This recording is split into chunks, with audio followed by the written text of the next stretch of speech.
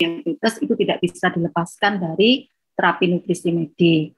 Nah, di sini adalah peranan nutrisi enteral ya E1 sampai E6 ikut memanage pada pasien-pasien diabetes. Dan kalau kita lihat tadi juga sudah dijelaskan oleh Dr. Sri Mutiwi, Prof. Agung, bahwa nutrisi pada diabetes mellitus meliputi terapi oral, kemudian parenteral dan enteral. Nah, pada siang hari ini saya kebagian untuk terapi enteral nutrition. Kita ketahui atau dulu disebut dengan sonde ya, E1, E2, E3, E4, E5, dan E6. E1, E3, dan E5 ini yang kita berikan insulin, sedangkan yang E2, E4, dan E6 ini yang tanpa insulin. Dan kalau sesuai dengan pengalaman Prof. Askandar, E1 diberikan mulai dari jam 8 pagi. Hal ini untuk memberi kesempatan supaya kita bisa memeriksakan gula darah pagi, ya, sehingga kita bisa menentukan kalau misalnya pasien mendapatkan insulin basal, kita bisa menentukan dosis insulin basal berikutnya. Kemudian diberikan selanjutnya setiap 3 jam. Sebelum kita lanjut, kita harus tahu dulu apa yang dimaksud dengan enteral feeding atau enteral nutrition. Ya. Jadi enteral feeding atau enteral nutrition itu adalah suatu metode di mana memberikan cairan makanan ke dalam traktus digestivus pada pasien-pasien yang tidak mampu untuk makan secara oral maupun menelan langsung. Ya. Dan kalau kita lihat bisa melalui nasal atau nasogastric tube ya seperti ini, bisa juga melalui lambung atau gastrostomi maupun melalui usus halus yaitu ileostomi. Kemudian isi dari makanan tersebut adalah mengandung makronutrien ya termasuk karbohidrat, juga vitamin dan nutrisi-nutrisi yang lain. Pada pasien diabetes, tujuan pemberian nutrisi enteral ini adalah untuk memberikan nutrisi yang adekuat dan juga untuk melakukan regulasi gula darah. Jadi tidak sekedar untuk memenuhi kebutuhan kalori, tapi juga untuk memanage supaya gula darahnya ini bisa terkendali dengan baik. Nah, sebelum kita lanjut, kita juga harus tahu dulu apa kontraindikasi dari pemberian nutrisi enteral. Yang pertama adalah penyakit-penyakit yang disertai dengan ileus. Juga penyakit trauma multiple yang disertai dengan perdarahan retroperitoneal maupun peritonitis. Nah, pada pasien seperti ini sebaiknya tidak kita berikan nutrisi enteral.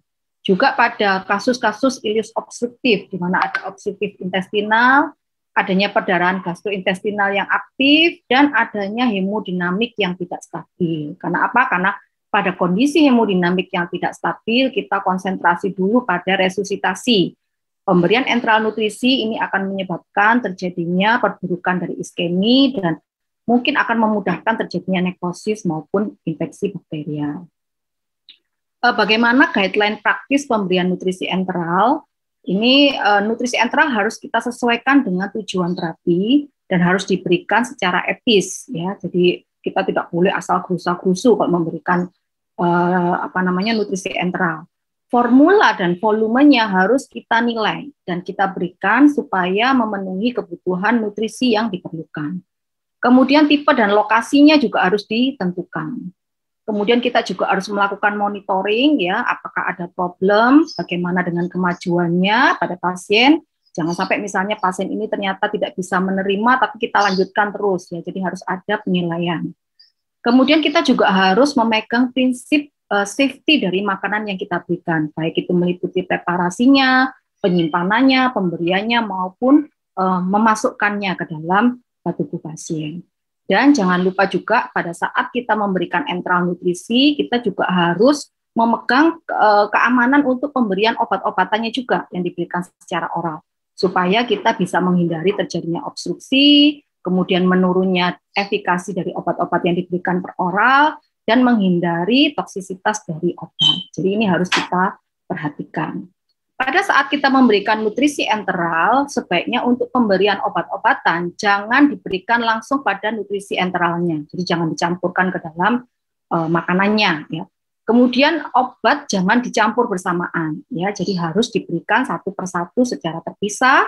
Dan sebelum pemberian obat, sebaiknya feedingnya di stop dulu dan kemudian dibilas dulu dengan minimal 15 cc cairan. Ini yang harus kita perhatikan sebagai dokter maupun nanti ahli gizi yang merawat pasien. Jadi bagaimana kita memberikan obat-obatan pada pasien yang mendapatkan nutrisi enteral. Nah, sekarang bagaimana dengan peranan dari diabetes spesifik enteral nutrition? Ya, jadi sebaiknya mana yang kita pilih? Apakah kita memilih hospital formula ataukah kita memilih diabetes spesifik formula pada pasien-pasien diabetes? Nah, ini ada statement dari International Specific Dietary Food Industry tahun 2018 yang menyatakan bahwa diabetes spesifik formula ini adalah formula yang aman dan ternyata memiliki efikasi yang tinggi dan cost efektif untuk memanage pasien-pasien diabetes yang sedang rawat inap maupun yang gula darahnya tidak terkontrol dengan baik. Nanti ada bukti-bukti yang mendukung ya bahwa pasien-pasien yang mendapatkan diabetes spesifik formula ini ternyata gula darahnya itu lebih terkontrol dengan baik, sehingga juga akan menurunkan cost dari perawatan. Sehingga ISDI ini merekomendasikan pemberian nutrisi hospital care yang ditujukan untuk mencapai dan mempertahankan kontrol glikemik. Nah, pemberian diabetes spesifik formula ini ternyata bisa digunakan. Nah, bagaimana dengan rekomendasi dari ADA, American Diabetes Association 2021, itu menunjukkan bahwa tujuan pemberian terapi nutrisi medis pada pasien-pasien yang dirawat adalah yang pertama, menyediakan kalori yang adekuat. Kemudian yang kedua, untuk mengoptimalisasi kontrol glikemik. Kemudian tadi Prof. Agung juga sudah menjelaskan sesuai dengan food preference dan memfasilitasi discharge plan-nya nanti bagaimana pada saat dia pulang. Dan rekomendasi saat ini menyarankan untuk individual, ya, jadi sesuai dengan masing-masing target, kondisi fisiologis dan obat-obatan yang dipakai. Kita lihat pada pasien-pasien diabetes yang rawat inap itu terdapat berbagai faktor yang menyebabkan kontrol glukosa itu menjadi buruk. Antara lain pasien ini memang sudah datang dalam kondisi diabetesnya tidak terkontrol. Ini kadang-kadang pasien itu baru tahu kalau diabetes pada saat dia rawat inap. Ya.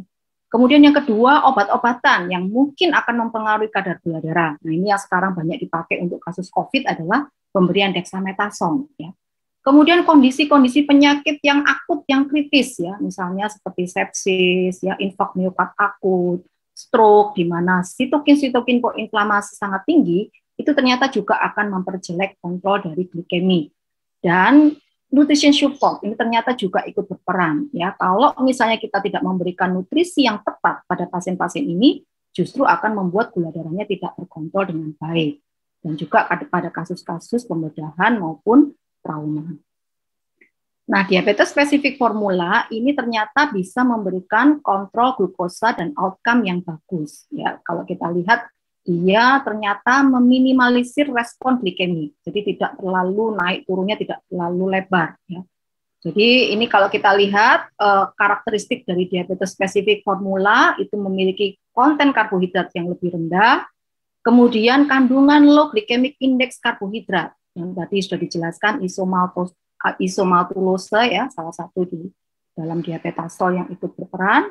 Kemudian fat content-nya ini dalam bentuk unsaturated fatty acid ya, terutama monounsaturated fatty acid, dan yang paling penting lagi dia juga mengandung serat yang tinggi. Nah, ini yang ternyata memberikan keuntungan tidak hanya mencukupi kebutuhan kalori, tapi ternyata juga memberikan kontrol glikemik yang lebih baik pada pasien-pasien yang mendapatkan diabetes spesifik formula.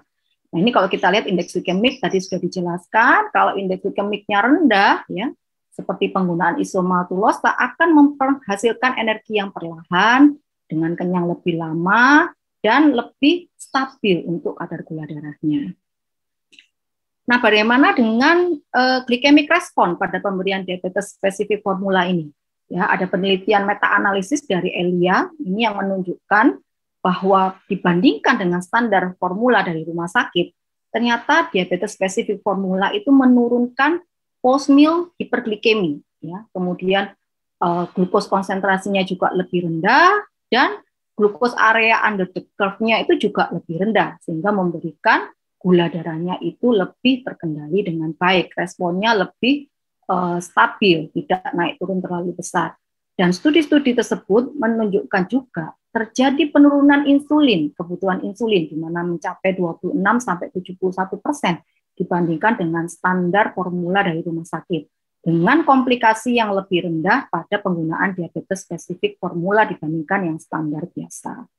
Dan kalau kita lihat, karena tadi insulin kebutuhannya turun, kemudian glukosanya juga lebih rendah, maka improve glycemic control-nya juga lebih baik dibandingkan standar formula.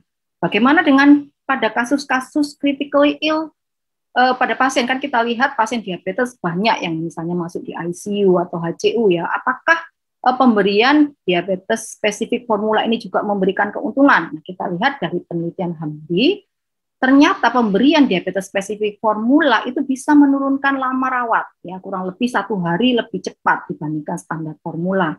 Dan dari Mesejo ternyata mendapatkan insulin requirement-nya lebih rendah, glycemic control-nya lebih baik, dan bisa menurunkan resiko infeksi nosokomial. Kita ingat bahwa gula darah yang tinggi yang tidak terkendali akan memudahkan pasien terjadi infeksi. Nah, ini yang ternyata bisa dikendalikan pada pemberian diabetes spesifik formula pada pasien-pasien yang critically ill atau pasien-pasien yang mendapatkan ventilator di ICU dibandingkan dengan yang standar. Bagaimana kalau dengan harga? Kadang ketakutan kita menggunakan diabetes spesifik formula itu adalah harga. Tapi ternyata kalau kita menggunakan diabetes spesifik formula itu bisa menurunkan cost healthcare secara keseluruhan dengan cara menurunkan length of stay, ya, lama perawatan, sehingga lebih rendah, ya. Kalau kita lihat tadi dari Hamdi, 1 hari lebih cepat ternyata bisa menghemat sampai 2.500 US dollar total cost-nya. Dan pada penelitian di Taiwan yang membandingkan antara diabetes spesifik formula pada pasien dengan standar formula biasa selama 5 hari, ternyata yang diabetes spesifik formula itu lebih rendah perawatannya, lebih lama perawatannya, lebih rendah dibandingkan yang hanya menggunakan standar formula. Jadi kalau dibandingkan ini 6.700 US dollar yang menggunakan diabetes spesifik formula dan 9.200 US dollar yang tidak menggunakan diabetes spesifik formula. Jadi kalau secara cost benefit ternyata memberikan juga keuntungan. Nah, bagaimana dengan peranan diabetasol di antara rekomendasi yang ada dari EDA maupun EASD?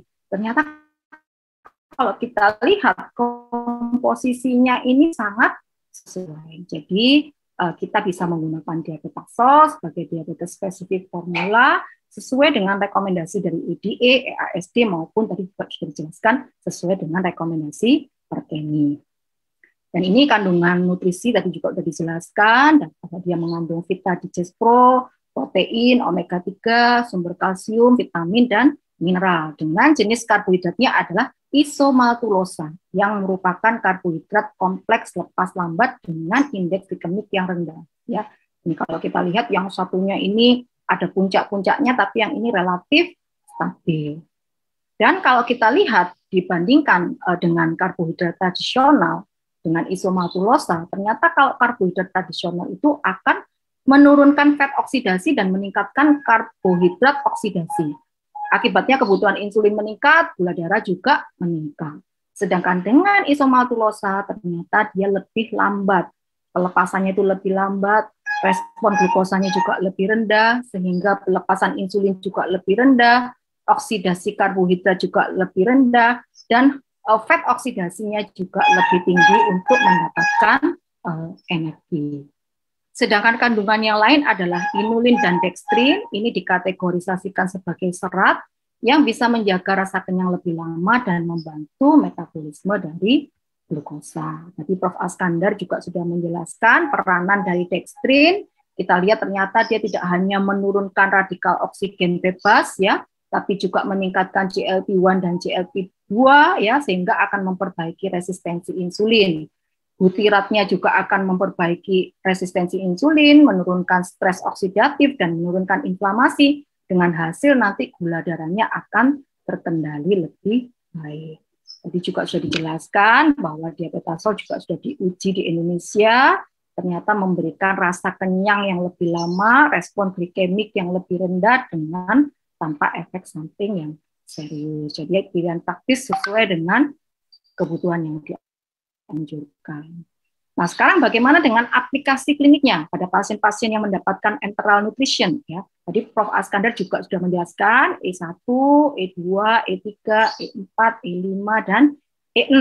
Ini mulai jam 8 pagi dan berakhir pada jam 11 malam. Dan kalau kita lihat, kita memberikan insulin di E1, E3, dan E5 ya. Kalau sesuai rekomendasi Perkeni, maka diberikan sekitar 20% pada E1, kemudian 25% pada E3, dan 25% pada E5, sedangkan pada jam snack diberikan 10%. Nah, tapi kadang-kadang untuk kemudahan kita biasanya bisa memberikan secara merata pada E1, E2, E3, E4, E5 maupun E6. Kita bisa berikan hospital formula pada E1, E3, E5, kemudian kita kombinasi dengan diabetasol pada E2, E4 maupun E6, maupun kita bisa berikan diabetasol pada E1 sampai dengan E6. Dan insulin kita berikan pada E1, E3, dan E5. Dan ini kalau kita lihat, ternyata dengan pemberian nutrisi medis yang tepat, akan mencegah diabetes kalau untuk pasien-pasien yang belum ada diabetes, untuk memanage kalau yang sudah ada diabetesnya, dan kalau yang sudah ada komplikasinya, kalau bisa dicegah dan bisa diperlambat. Dan dengan nutrisi yang baik ternyata bisa menurunkan A1C sekitar 1-2%. Dan ternyata nutrisi medik tadi tidak hanya memperbaiki gula darah, tapi juga tekanan darah, profil lipid, dan memperbaiki berat badan. Jadi kalau yang kurus berat badannya bisa dinaikkan jadi ideal, kalau yang gemuk bisa diturunkan supaya jadi ideal. Nah ini sebagai tambahan untuk pasien-pasien yang COVID-19 ya, COVID-19, diabetes, dan nutrisi. Di mana peranan nutrisi di sini? Jadi kalau kita lihat pada kasus-kasus obesitas dan penyakit kronik seperti diabetes, ini akan memberikan outcome yang berat pada pasien-pasien COVID-19. Nah, di sini peranannya ya salah satunya adalah untuk mendapatkan akses dari healthy food, jadi nutrisi yang tepat, sehingga kalau bisa memperbaiki outcome pada pasien-pasien yang menderita COVID. Ini kalau kita lihat pasien-pasien diabetes ya sering mengalami infeksi COVID-19. Ya. Ini kalau kita lihat diabetes ini adalah komorbid kedua yang paling sering setelah hipertensi ya. Kemudian kita lihat pada pasien-pasien yang well control, jadi yang terkontrol dengan baik gula darahnya, ternyata mortalitas dan severitas dari penyakitnya itu lebih rendah dibandingkan yang tidak terkontrol dengan baik gula darahnya. Pada pasien-pasien yang gula darahnya tidak terkontrol dengan baik, dia akan meningkatkan severitas dari penyakit dan mortalitasnya. Nah, ini kemungkinan mekanismenya adalah karena pada pasien diabetes sendiri itu sudah kondisi proinflamasi, ya. Kemudian juga disertai dengan disfungsi vaskuler, ditambah lagi kalau dengan adanya SARS-CoV-2 infection, ya, akan terjadi gangguan pada sintesis insulin dan terjadi resistensi insulin yang meningkat, ya, apalagi dengan pemberian steroid, ya, akan menyebabkan gula darah tidak terregulasi dengan baik, sehingga terjadi mortalitas dan severitas yang berat dari COVID-19. Nah, ini yang harus dipotong. Dengan apa? Dengan pemberian nutrisi, terapi yang tepat, dan dengan farmakologi terapi, jadi pemberian insulin atau obat anti diabetes lainnya, sehingga pasien COVID-19, pasien diabetes dengan COVID-19 itu bisa terkendali dengan baik. Ya. Ini saya ambil dari European Society Clinical Nutrition, ya, memberikan guideline pada pasien-pasien dengan infeksi SARS-CoV-2 ya. Ini secara umum ya, jadi tidak hanya pasien-pasien diabetes ya. Jadi yang pertama adalah harus dilakukan cek status nutrisinya dulu bagaimana ya. Kemudian kita bagi dua. Jadi pasien-pasien yang sedang dalam resiko atau sedang terinfeksi dengan SARS-CoV-2 ataukah pasien-pasien yang terinfeksi SARS-CoV-2 dan masuk ke ICU ya. Kalau pasien-pasien yang hanya dengan resiko atau terinfeksi tapi tidak masuk ICU, maka kita lakukan optimalisasi dari nutrisinya, ya, suplementasi vitamin dan mineral, ya, aktivitas fisik jangan dilupakan. Jadi terapi non farmakologi itu tidak hanya diet tapi juga aktivitas fisik. Kemudian pemberian oral nutrition suplemen, ya, jadi harus segera diberikan maka diet yang sesuai dengan kebutuhan pasien, ya, dan diberikan enteral nutrition pada pasien-pasien yang tidak bisa diberikan per oral, ya. Dan kalau diperlukan atau nutrisi enteral ini tidak mencukupi, boleh kita kombinasi atau kita berikan dengan nutrisi parenteral. Nah, bagaimana dengan pasien-pasien yang ada di ICU? Pada pasien-pasien yang ada di ICU, mesti kita lihat dulu apakah pasien dalam kondisi intubasi atau tidak intubasi. Pada pasien-pasien yang tidak intubasi, maka kita berikan pemberian nutrisi enteral, ya. Dan jika ada hambatan untuk memberikan nutrisi enteral, maka kita bisa berikan dengan nutrisi parenteral, ya, atau kombinasi jika nutrisi enteral tidak mencapai target yang diinginkan. Nah, kalau pada pasien-pasien yang dilakukan intubasi, maka kita harus memulai nutrisi enteral melalui nasogastric tube, ya, pada saat pasien itu sudah stabil kondisinya. Jadi kalau masih pada kondisi di resusitasi, maka kita mulai dengan dosis atau dengan jumlah yang kecil, kemudian dinaikkan bertahap. Dan jika tidak terpenuhi dengan nutrisi enteral, maka kita pertimbangkan untuk memberikan nutrisi parenteral sesuai dengan masing-masing kasus. Untuk pada pasien-pasien yang dengan disfagi tapi tidak dilakukan intubasi, maka kita berikan bisa makanan yang sesuai atau boleh kita berikan dengan nutrisi enteral. Ini guideline 2020.